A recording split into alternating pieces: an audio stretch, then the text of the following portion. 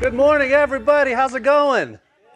Woot, woot. How about Danny Kennedy, huh? He's one of my personal heroes, by the way. One of the smartest guys I know, and he's an Aussie and everything, huh? Again, my name is Bob Keefe. I am the executive director of an organization called E2. We are a national nonpartisan group of about 10,000 business leaders from every sector of the economy, just about every state in the country. And we advocate for policies that are good for our economy and good for our environment. So with that in mind, how about a show of hands real quick? Who here cares about the environment? Raise your hand up. Keep them up, keep them up. Okay, good, I'm in the right spot. Who here cares about the economy? Keep those hands up. All right, now, wave them around like you're on the dance floor of the Limelight Ballroom because, folks, we got something to be optimistic about. Even though part of Idaho's on fire, even though we're facing climate calamities, the likes of which we've never seen before, I truly am pretty optimistic.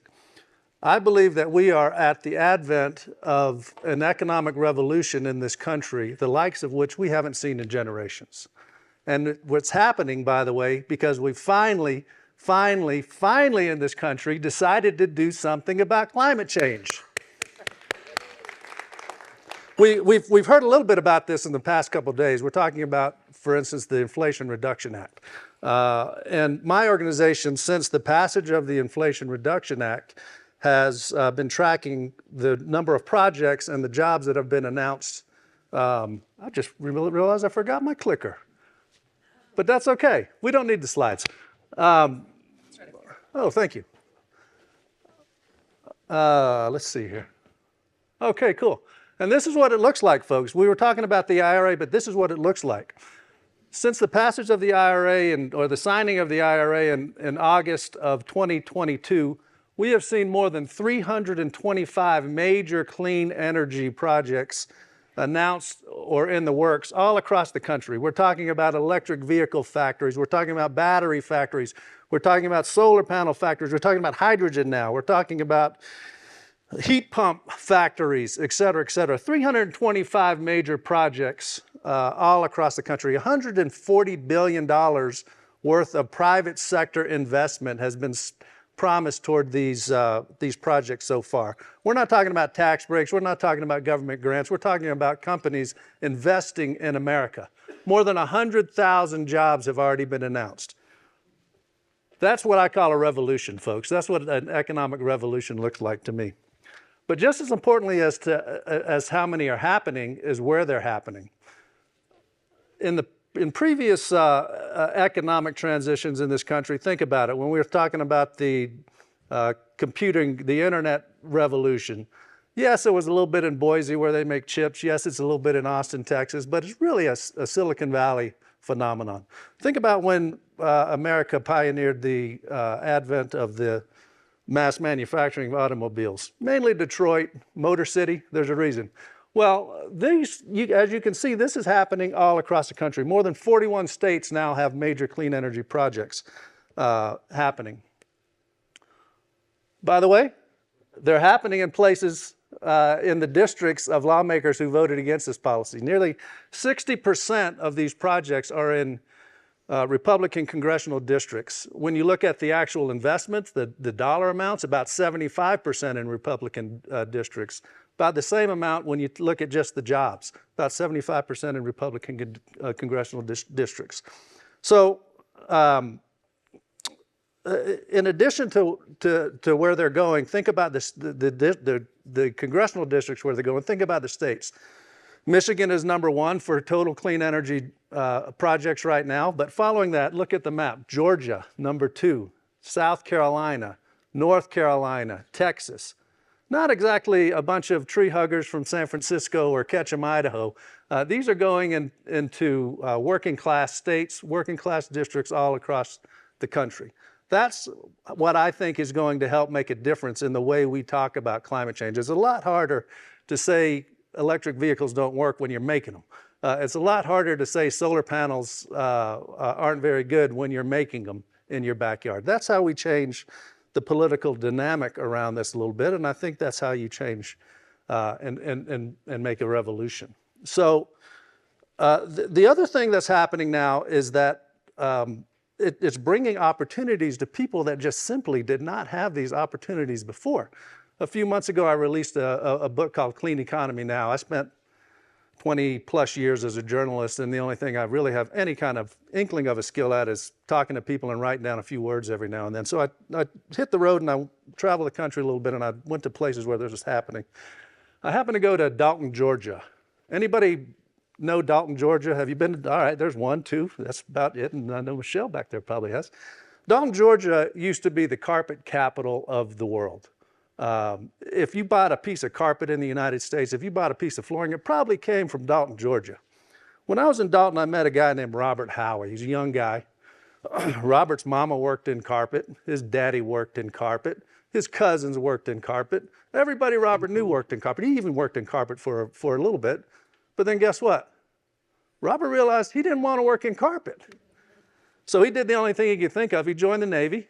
He became an electrician, learned a little bit about electricity, came back. By the time he came back, a company called Q-Cells had opened what is set to be one of the biggest solar panel factories in the Western Hemisphere in Dalton, Georgia.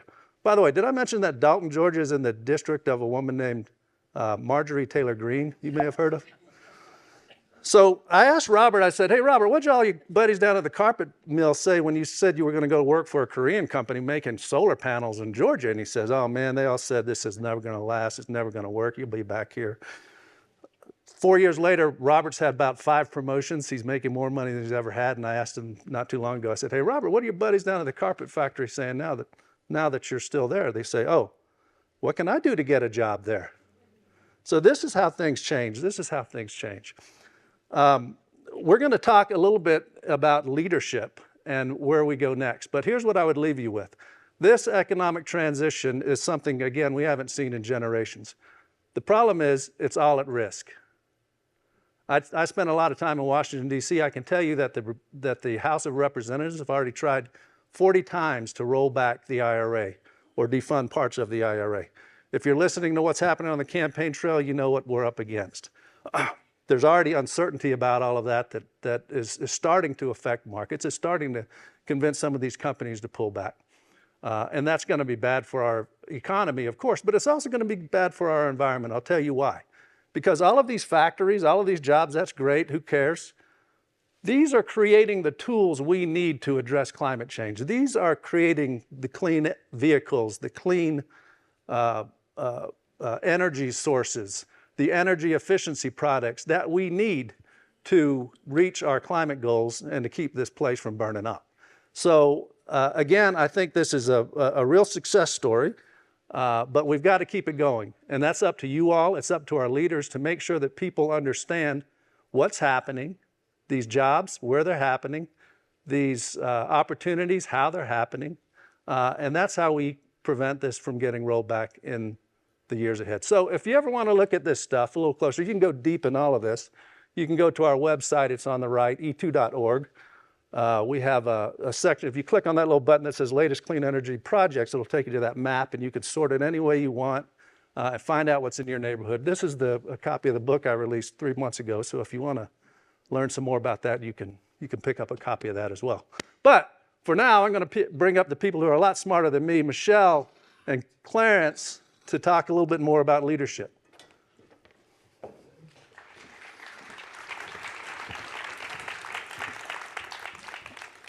Thank you so much, Bob. And we are so delighted to be able to build on your presentation and your ideas and to bring the conversation that we've all been having together over the past couple of days and invite all of you all into. So when we think about leadership and when we think about opportunities as well, 2 framing thoughts that we wanted to share with everybody going into this conversation are, number 1, systems produce outcomes based on the values on which they're founded. So if we really want to get long-term transformation, if we want to get to those hearts and minds in Dalton, Georgia, we got to intervene at the values level. And the second framing thought we wanted to share was around the Justice 40. How many of y'all are familiar with the Justice 40 policy? Okay, a couple of folks. I'd say about 30% of the room. Well, the Justice 40 policy is really straightforward. It essentially says that 40% of the benefits of this extraordinary, unprecedented generational investment in clean, climate-friendly infrastructure should go to the people who've been hurt worst and first. And the policy didn't actually originate with the Biden administration, although they showed incredible leadership in adopting it. It actually came from the People's Equitable and Just Climate movement. So the Justice 40 originated with the people and is serving the people too. So with those two framing thoughts in mind, Clarence, you are a national and international leader in climate policy, but also on the run-up to passing the IRA, you were working with faith leaders, you were working with the Quakers, and advocating for a lot of these policies that have been adopted now into the IRA and are centering justice as a part of how we lead. Can you share some of your reflections on how we got here, and very importantly, what are the imperatives and who has the opportunities? Really interesting question, and good morning, everybody. I was traveling a lot lately, so I'm never quite sure whether it's morning or afternoon, but some of the reflections from lobbying on the IRA it was interesting from a faith community perspective, because one of the things that strikes me about climate, particularly in the U.S., is this divide between red and blue and left and right and so forth. And from the faith community perspective, and the Quakers, we believe that it's really important to listen to everyone in your lobbying. And I headed the climate lobbying for an organization called FCNL. And it was good to be able to go beyond the divisions and to go beyond the preconceived notions of where you think people are going to be, and to really connect with people on the issue of environmental justice and climate. And it was a lot of lobbying around clean energy tax incentives, the EJ for All Act, but to really get to the real issues and find those things that help connect people on the left and people on the right, and just come at the issue from a moral perspective, from being stewards of the planet perspective. So centering values and really making the policy about the people helps you fly above the partisanship. Exactly. That is so divisive and is so characterized what our sometimes lurch towards leadership has been. You know, Bob, you spoke very eloquently about the importance of really reaching hearts and minds. And when you look at the map, it is startling how dense the investments are in places where leadership did not support these policies and still don't. I mean, from your perspective, from the experiences that you've had on the ground, what does our continuing leadership as we move into deployment need to look like to make sure we're maintaining our momentum? Well, the interesting thing about this economic transition, when you think about previous economic transitions in America, this is the first time that we've ever paid attention at this level to environmental justice, to equality, to making sure that these opportunities are going to the people who need them the most and in the places that need them the most. As part of the book, I spent a little time talking to Gina McCarthy. Gina, of course, ran the EPA and then was the nation's first climate czar in the Biden administration. And, I asked Gina one time, I said, Gina, what did you guys think when you were drafting this policy? Did you ever think that a lot of these projects would be going to your political opponents, basically? And she said, Bob, because if you know her, she's from Boston. Bob, we knew all of that. We looked at the research. We looked at the data. We knew where the places that needed this the most. And we knew that they were in red states. But that's okay, because those are the places that need a manufacturing rebound. Georgia, for instance. My home state. Your home I definitely state. knew where Dalton was. Even Yeah. used to work for a carpet company that manufactured Well, there. if you know Dalton, you have to work in carpet. Absolutely. Just sharing a story and building on that from Groundswell's perspective. And, the organization I lead builds community power projects, Right. With clean energy, specifically to cut people's bills in half. And there is this wonderful, super wonky policy that is very much a part of making sure that the opportunities that are inherent in this next industrial revolution are accruing to more people. And that is direct pay, which is a tax policy.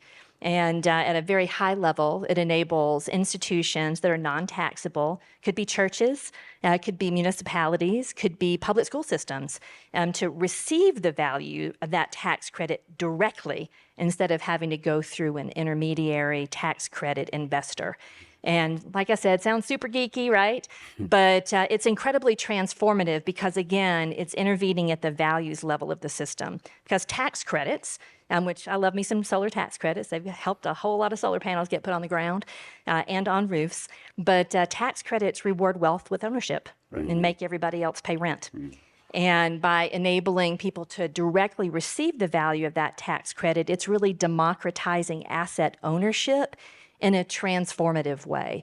Now, it's really hard to explain all that to folks whose jobs aren't energy or tax credits every day, but we're building community-owned assets now in Baltimore, in Atlanta, and many others are doing it all over the country. Yeah.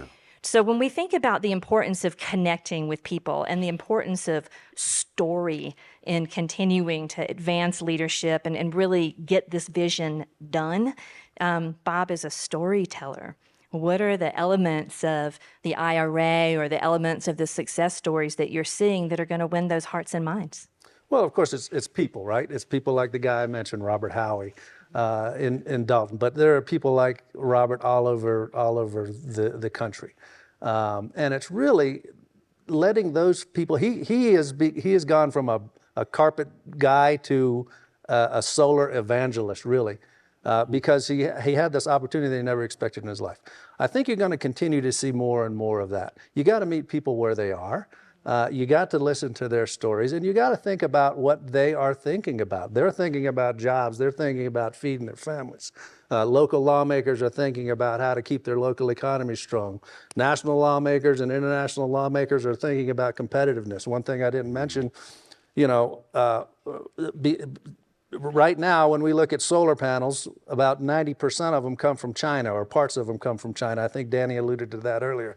About the same for batteries, folks, by the way. About 85% of batteries right now come from China. We invented this stuff, as Danny mentioned, but we then let it go to other countries. Well, guess what? Because of the IRA, we have 40 battery manufacturing plants now in the works in America for the first time ever. 50 solar panel factories and solar-related factories coming out of the ground for the first time ever. So when you're talking to people who care about national security, when you think talking to people about international trade and American competitiveness, those are things that matter. So when it comes to storytelling, I think you tell the story that people care about, and in the frame that they care about. Absolutely. Now, Clarence, you spent a lot of time in Washington, and you've spent a lot of time in the field as well, seeing what communities are doing, seeing the challenges that people have that these policies are addressing. And we talked a little bit about what American leadership means. How's that measured? From a global frame, what's your perspective on what American leadership should mean in this next era of deployment? I really feel like American leadership in this era, I was thinking a lot about this panel this morning and thinking about the era that we're in and the fact that the era that we've all grown up in, that we've lived through in our lifetimes, everyone here, that era is over. It's coming to an end, and what follows it isn't clear yet. But what is sure to follow it is climate and changes to the climate. And this country's going through something right now where we're questioning who we are, our role in the world. And both in this job and when I was with the Quakers, consistently felt that we as the United States need to embrace this issue, whether we're on the far left or the far right, embrace the issue of climate and lead on it globally. And I increasingly don't like the word leading, America leading, but what I like is the idea of America partnering with the rest of the world to bring the technologies that, the Inflation Reduction Act is building a clean energy economy in the United States. And it's going to take time, but that has real traction and momentum now. What I would like to see this country do, all of us do, is take what we're learning and what we're getting from the Inflation Reduction Act and start engaging with the rest of the world in helping the rest of the world who are facing climate shocks, wildfires, droughts, taking American ingenuity and technology overseas and using that to engage the world in a more positive way. So that's what I would see as being key to leadership going forward.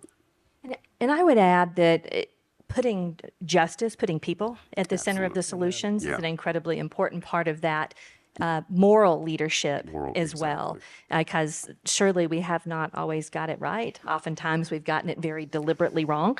But centering justice and making sure that we're not only working to repair and restore, but really move into a more generative posture, with how we make this transition. Because back to that idea of the values at the center of a system really determining the outcome over the long term, if in implementing the IRA and in finding ways to partner, leadership through partnership on the global stage, that if we don't make those course corrections and take the time to really deeply inquire about, okay, why is it that way, right? If we just stay focused on maybe what's easier, and I think in some ways probably a little bit what's very American, to focus on the technical attributes of the system, the wheels and gears and widgets that make the thing work, we may get different outcomes for a little while, but it won't be able to be sustained unless we really go deep and make sure, instead of really extractive economic models that have been characteristic of the fossil fuel era, are regenerative models that are built around what benefits there are to people rather than just what the bottom line is. Amen. In the last couple of minutes that we have, we wanted to go around the virtual table here a little bit and each share a question or a challenge for all of y'all to take into the break, into the lunch, and to the wonderful hallway conversations that we'll have for the rest of the day. So Bob, what's your challenge or question What's my challenge? So my challenge to folks out there would be that, look, the biggest threat to all of this progress going away is not enough people know about it. Nobody knows what the hell the IRA is outside of this room, really. Very few people know what's happening around the country. I bet some of you were surprised when you saw that map up there. So my challenge is to figure out a way to tell this story in your community. That community could be your neighborhood, that could be your state, that could be your business. But figure out ways to tell this story so people understand what we have at risk. Thank you, Bob. Clarence. My challenge is find someone you don't agree with and engage them. And engage them civilly and with an open mind, as they say, beginner's mind. And try to jump across that divide and learn from people that you don't think you would necessarily agree with. And because that's where it's going to have to start in this country, at the local level, the grassroots level. The challenge is to start embracing the other and learning and understanding from it. Well, my closing question is very much in the same spirit, and that is to achieve more just outcomes, to move in a better direction together as a country or as a world. Folks got to stand in the breach, right? Because particularly for communities, for households, for places, for people, for a lot of those rural places and red states where all those investments are going, people have been under-resourced deliberately in many cases for not just decades, but for hundreds of years. Yep. So communities are starting here rather than here. And that gap has got to be closed. So my question for all of you would be, from who you are and what you do, whether it's in your work life or it's just in your day-to-day relationships, how can you stand in that breach? Thank you all so very much.